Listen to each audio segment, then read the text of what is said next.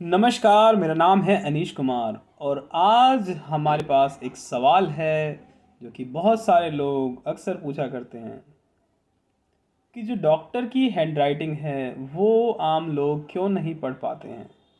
क्यों सिर्फ और सिर्फ केमिस्ट वाले या फिर फार्मासिस्ट या फिर हेल्थ केयर प्रोफेशनल्स ही पढ़ पाते हैं। तो ऐसी कौन सी भाषा में डॉक्टर्स प्रिस्क्रिप्शन लिखते हैं कि जो हेल्थ केयर प्रोफेशनल्स हैं, फार्मासिस्ट हैं, सिर्फ वो ही उस भाषा को समझ पाते हैं। तो इस सवाल पे आज हम चर्चा करेंगे और सारे रहस्यों को मैं इस वीडियो में खोल के रख दूंगा। तो जो अंदर की बात है वो सच्चाई है, आज मैं आपके सामने रखने की कोशिश करूँगा।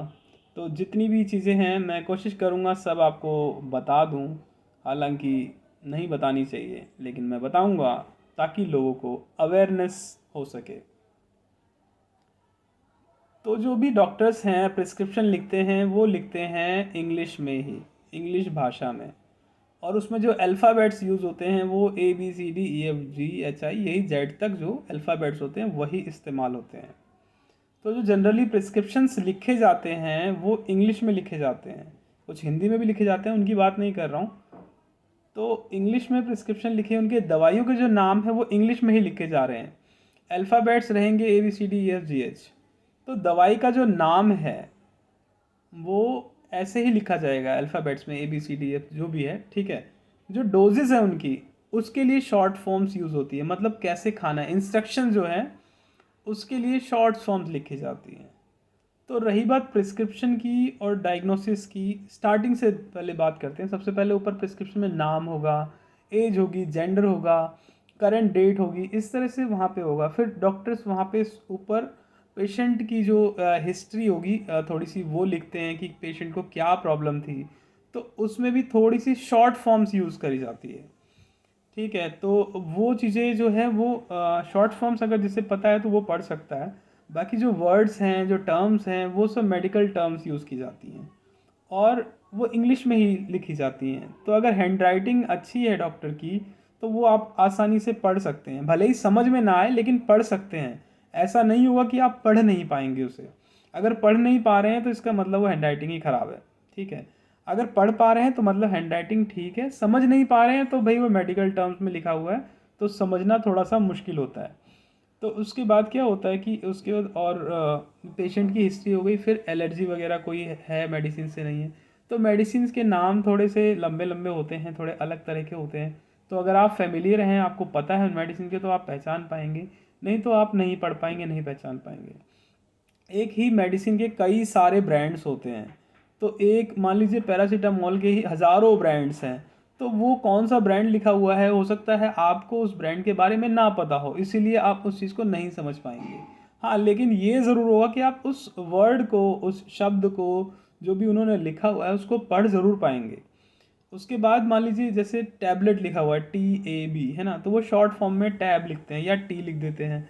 ऐसे ही कैप्सूल होता है तो शॉर्ट फॉर्म में CAP, कैप लिख देते हैं। ऐसे ही कुछ और दवाइयाँ होती है सिरप के लिए, SYP, S भी लिख देते हैं कुछ लोग, है ना, SP लिख देते हैं। बहुत सारे अलग अलग, मतलब जो जल्दी में कुछ भी का मतलब जो स्टैंडर्ड चीज़ें हैं वो लिख देते हैं। तो इस तरह से कुछ और चीज़ें होती हैं, इंजेक्शन के लिए INJ करके लिख देते हैं, ठीक है। तो इस तरह से अलग अलग मेडिसिन के लिए अलग अलग शॉर्ट मतलब तरीके हुए हैं, डोजेस फॉर्म जो बोलते हैं हम इन्हें, कि किस तरह की दवाई है, इंजेक्टेबल्स है या फिर उसको बाय माउथ लेना है, कैप्सूल है या टैबलेट है या फिर पाउडर है, किस तरह से उसको लेना है, ठीक है। तो उसके लिए सबसे पहले शॉर्ट टर्म्स में वो इंडिकेशन लिखी जाती है, किस तरह से लिखा जाता है। तो मान लीजिए टैबलेट, उसके बाद दवाई का नाम होगा, मान लीजिए पैरासीटामोल, आइबुप्रोफेन या डाइक्लोफेनेक, कोई भी दवाई हो सकती है। ये दवाई का नाम होगा, वो आप इजीली पढ़ पाएंगे। उसके बाद जो रहेगा उसकी डोज रहेगी कि मतलब उसकी स्ट्रेंथ रहेगी, कितने मिलीग्राम की है, कितने माइक्रोग्राम की है, ठीक है। तो मान लीजिए डाइक्लोफेनेक, टैबलेट डाइक्लोफेनेक 75 मिलीग्राम, ठीक है, यहाँ तक हो गया। उसके बाद उसको कितनी बार लेना है, फ्रिक्वेंसी क्या है, दिन में एक बार लेना है, दो बार लेना है। तो एक बार लेना है तो उसके लिए फिर शॉर्ट टर्म यूज़ होती है OD, 2 बार लेना है तो BD, 3 बार लेना है तो TID, इस तरह से करके, या TDS, इस तरह से कुछ शॉर्ट टर्म्स होती है वो यूज़ करते हैं। अब बात आती है कि कितने दिन के लिए लेनी है। तो मतलब 1 दिन के लिए, 2 दिन के लिए, तो उसके लिए भी अलग अलग टर्म्स यूज़ होती है। ये जो टर्म्स यूज़ होती हैं, जो शॉर्ट टर्म्स हैं, ये जनरली लैटिन भाषा की टर्म्स होती हैं। तो लैटिन भाषा तो सबको समझ में नहीं आएंगी, जिसने पढ़ रखा है इन चीज़ों को, उसी को ये समझ में आएगा। तो यानी कि जो प्रिस्क्रिप्शन है वो इंग्लिश और लैटिन भाषा का कॉम्बिनेशन है, लेकिन जो इसका मेजर पार्ट होता है वो इंग्लिश में ही होता है। तो इस तरह से ये मेडिसिन हो गई। फिर नीचे जो अगर इंस्ट्रक्शन लिखनी होती है तो वो इंग्लिश में ही लिखी जाती है। पहले होता था ऐसा कि वो लैटिन भाषा में लिखा जाता था, लेकिन अब क्या मतलब, लैटिन भाषा सबको तो आती नहीं है, तो इसीलिए इंग्लिश में ही वो इंस्ट्रक्शन लिखी जाती है ताकि ईजिली पढ़ पाएँ लोग। जैसे मान लीजिए कि डॉक्टर ने सलाह दी है कि गर्म पानी से गरारे करने हैं, या फिर सिकाई करनी है गर्म पानी से, या फिर दिन में 3-4 बार नमक पानी का कुल्ला, तो इंस्ट्रक्शन लिखी होगी। दवाई को दूध के साथ लेना है, दूध के साथ नहीं लेना है, पानी के साथ लेना है, तो वो इंस्ट्रक्शंस लिखी होती हैं, तो वो इंग्लिश में ही लिखी होती हैं। इसके अलावा रिव्यू आफ्टर 1 वीक, 1 हफ्ते बाद बुलाया है, 2 हफ्ते बाद बुलाया है, तो इस तरह से वो चीज़ें नीचे लिखी जाती हैं। और टेस्ट भी अगर लिखे हैं, मान लो कोई डायग्नोस्टिक टेस्ट है, मतलब कुछ टेस्ट लिख रखे हैं, है ना, ब्लड टेस्ट हैं, या फिर अल्ट्रासाउंड वगैरह उस तरह के टेस्ट लिखे हुए हैं, तो वो भी अगर आपको उन चीज़ों के बारे में पता है तो ही आप समझ पाएंगे। हाँ, मान लीजिए कि टेस्ट लिखे हुए हैं LFT, KFT, या फिर कोई CBC, इस तरह के, तो आप भले ही उसका मतलब ना समझ पाएँ, लेकिन आप उन्हें पढ़ पाएंगे। ऐसा नहीं होगा कि आप पढ़ ही नहीं पा रहे हैं कि CBC लिखा है या ABC लिखा है, या मतलब कुछ और ही लिखा है, तो अगर वो सही से लेजिबल नहीं है, सही से दिख नहीं रहा है, तो इसका मतलब वो प्रिस्क्रिप्शन लिखने में गलती है, मतलब जल्दी में लिखा हुआ है, और मतलब बहुत सारी वजह होती है उसकी। तो कई बार पेशेंट्स बहुत सारे होते हैं डॉक्टर्स के पास, भीड़ बहुत ज़्यादा होती है ना, मतलब एक दिन में 100-100, 200-200 पेशेंट देखते हैं, तो उनको भी मतलब एक तरह से प्रॉब्लम होती है इतने सारे पेशेंट देखने में। तो हर किसी को वो बार बार एक ही चीज़ लिख रहे हैं, तो हो सकता है फिर वो हैंड राइटिंग भी ठीक नहीं आती है, और हाथ भी थक जाते हैं, है ना, मसल पेन होने लगता है, उंगलियां दुखने लगती हैं, इतने सारे पेशेंट होते हैं कई बार। तो इस तरह की बहुत सारी प्रॉब्लम्स फेस करनी पड़ती है डॉक्टर्स को, जिसकी वजह से ये चीज़ें होती हैं। लेकिन कई बार क्या होता है कि कुछ लोग जानबूझ के भी ऐसा लिख देते हैं, मतलब उनकी हैंड राइटिंग ऐसी होती है। बाकी मोस्टली प्रिस्क्रिप्शन तो डॉक्टर्स कोशिश करते हैं कि बहुत अच्छे से लिखे जाएं, ताकि जो फार्मासिस्ट हैं वो अच्छे से उन प्रिस्क्रिप्शन को डिस्पेंस करें। बट क्या होता है कि कई बार वो जल्दी में लिख देते हैं, तो वो समझ में नहीं आता है।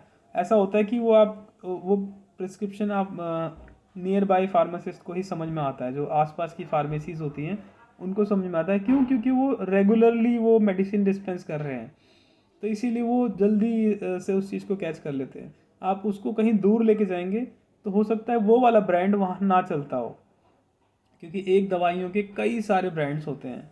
तो वो कुछ नई कंपनियां भी आती हैं, तो जिनके ब्रांड्स जो है इतने ज़्यादा पॉपुलर नहीं होते हैं, या फिर वहाँ पर सप्लाई नहीं होती है दूसरी जगहों पर, तो इस वजह से वो दवाइयाँ वहाँ के लोगों को समझ नहीं आती हैं।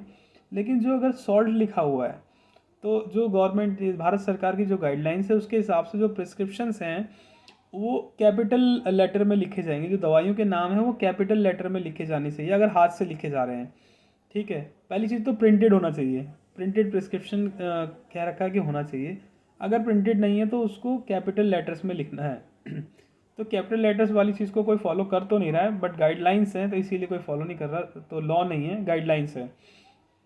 तो इसकी वजह से कई बार प्रॉब्लम्स होती है कि जो मतलब जो दवाइयाँ कुछ कुछ सिमिलर होती हैं तो उसमें प्रॉब्लम हो सकती है, जो जिनके नाम एक जैसे हैं तो उसमें गड़बड़ियाँ हो जाती हैं। और हाँ, फार्मासिस्ट ज़्यादातर फार्मेसीज़ पे अवेलेबल नहीं है, ये एक सच्चाई है। तो फार्मासिस्ट अगर नहीं होंगे, जो कोई मतलब ऐसे ही सीख के या पढ़ के आया है, तो उसको उन दवाइयों के साइड इफ़ेक्ट्स के बारे में नहीं पता होगा। कोई 50-100 यूजेस और नाम दवाइयों के जान ले तो वो खुद को डॉक्टर फार्मासिस्ट से भी ऊपर समझने लगता है। लेकिन वो सबसे बड़ी प्रॉब्लम उन उन लोगों के लिए नहीं है, बाकी लोगों के लिए है जिनको वो दवाइयाँ दे रहे हैं, क्योंकि वो एक साइड इफ़ेक्ट वाली दवाई है, ड्रग इंटरेक्शन, बहुत सारी चीज़ें वो देखनी पड़ती है। कि जो कई सारी दवाइयाँ लिखी हैं वो आपस में इंटरेक्ट करके कोई साइड इफ़ेक्ट तो नहीं क्रिएट कर देगी, या फिर वो जो दवाई है जो इंस्ट्रक्शन लिखी है तो वो सही इंस्ट्रक्शन है या नहीं है। मान लीजिए कोई दवाई जो है पानी के साथ लेनी है, कोई दवाई दूध के साथ लेनी है। जैसे एक एग्जांपल देता हूँ, जो टेट्रासाइक्लिन है उनको उसको मतलब दूध के साथ लोगे तो उसका जो असर है वो होगा ही नहीं, वो चिलेट फॉर्म कर देता है, तो इसकी वजह से वो मतलब इनफेक्टिव हो जाती है, तो इन्फेक्शन बढ़ेगा। तो इस तरह से जो बहुत सारी चीज़ें होती हैं, जो कुछ वाइटामिन होते हैं, जो फैट सोल्यूबल वाइटामिन हैं, उनकी अलग इंस्ट्रक्शंस होती है ना। तो इस तरह से कई सारी दवाइयाँ हैं जिनको प्रॉपर इंस्ट्रक्शंस के साथ वो चेक करना पड़ता है। कई बार डोजेज़ होती है, मान लीजिए कि डॉक्टर्स ने बच्चे को ज़्यादा डोज प्रिस्क्राइब कर दी, तो वो फार्मासिस्ट का काम है कि वो चेक करेंगे कि इस बच्चे को इतनी क्वांटिटी जानी चाहिए, ये प्रिस्क्रिप्शन में एरर है या नहीं है। तो वो डिसाइड करना फार्मासिस्ट का काम है। अगर एरर है तो वो डॉक्टर से कांटेक्ट करेंगे, और उसके बाद अगर वो क्रॉस वेरीफाई करेंगे कि ये एरर है तो उसको करेक्ट करवाएंगे, एरर नहीं है तो वो डिस्पेंस कर देंगे। तो इस तरह से काफ़ी सारे एरर्स ना प्रिस्क्रिप्शन में नॉर्मली आते रहते हैं, जो कि एक फार्मासिस्ट जो है उसको ऑटो करेक्ट कर देता है, या फिर वो कंसल्ट करके डॉक्टर से उसको करेक्ट करते हैं। तो जिससे लाखों लोगों की जान तो ऐसे ही बच जाती है, और किसी को पता भी नहीं चलता है, पता चलना भी नहीं चाहिए, जान बच रही है, अच्छी बात है। तो हम प्रिस्क्रिप्शन पे ही बात कर रहे थे कि समझ में किस तरह से नहीं आता है या आता है। तो ये इंग्लिश में लिखा होता है, अगर आपको पढ़ने में आ रहा है कि क्या दवाई लिखी है तो प्रिस्क्रिप्शन सही तरीके से लिखा हुआ है। अगर आपको समझ में नहीं आ रहा है तो वो थोड़ा सा गंदी हैंडराइटिंग में लिखा है। मीनिंग की बात नहीं कर रहा हूँ, मीनिंग नहीं समझ में आएगा वो कोई बड़ी बात नहीं है, ठीक है, लेकिन एटलीस्ट जो वर्ड्स लिखे हैं वो आपको समझ में आनी चाहिए। तो कई बार क्या होता है, प्रिस्क्रिप्शन एरर्स की वजह से बहुत ज़्यादा प्रॉब्लम्स होती है। तो कोशिश ये करें, जो भी चीज़ें लिखी जा रही हैं आपको, आप डॉक्टर से पूछें कि क्या लिखा हुआ है, आपको पता होना चाहिए, ये आपका अधिकार है, ये आप जानकारी ले सकते हैं। आप जो खा रहे हैं, केमिकल्स आपकी बॉडी में जा रहे हैं, आपको पता होना चाहिए कि आपकी बॉडी में क्या केमिकल्स जा रहे हैं, क्यों जा रहे हैं और क्या करेंगे वो अंदर जाके, थोड़ी नॉलेज तो होनी चाहिए। और कुछ नहीं तो उसके साइड इफ़ेक्ट्स के बारे में आपको पता होना चाहिए कि कितने गंभीर साइड इफ़ेक्ट्स होते हैं। तो ही आप मतलब, हालांकि इस बीमारी जो है वो ठीक करने के लिए दवाइयाँ लेना ज़रूरी है, लेकिन अगर आपको पता नहीं है कि आप क्या ले रहे हैं तो वो ज़्यादा बड़ी प्रॉब्लम है। तो इसीलिए जागरूक बनिए, सतर्क रहिए, ध्यान रखिए अपना, अपने दोस्तों का, अपने परिवार वालों का, और सवाल पूछते रहिए, हम जवाब देते रहेंगे। किसी भी हेल्थ से रिलेटेड प्रॉब्लम के लिए जो सबसे ज़्यादा इजीली अप्रोचेबल पर्सन है वो है आपके फार्मासिस्ट। आप डायरेक्टली जाके उनसे मिल सकते हैं। मोस्टली आपको वो केमिस्ट शॉप पर मिल जाएंगे, है ना। तो अपने फार्मासिस्ट का नंबर सेव करके रखिए, वो अब मेडिसिन की आपको प्रॉपर इन्फॉर्मेशन दे देंगे, free of cost information available है। डॉक्टर्स के पास लोग जाना मतलब जाते हैं तो वहाँ पर कंसल्टेशन चार्जेस देने पड़ते हैं, तो इसीलिए लोग इन्फॉर्मेशन नहीं सीख कर पाते हैं, और डॉक्टर्स के पास ज़्यादा टाइम भी नहीं होता है कि वो हर किसी को इतना टाइम दे पाएँ। तो आप फार्मासिस्ट को अप्रोच कर सकते हैं मेडिसिन की इन्फॉर्मेशन के लिए, और यूट्यूब वगैरह इन सब प्लेटफॉर्म्स पे अच्छी खासी वीडियोस अवेलेबल हैं, आप इन्फॉर्मेशन ले सकते हैं। और कोशिश कीजिए डॉक्टर्स से, अगर आपको टाइम मिलता है तो आप उनसे कंसल्ट कीजिए, जानकारी लीजिए। बाकी अपने सवाल और सुझाव हमारे पास भेजते रहिए। फिर मिलते हैं एक नए वीडियो में, तब तक के लिए बाय बाय, टेक केयर, जय हिंद।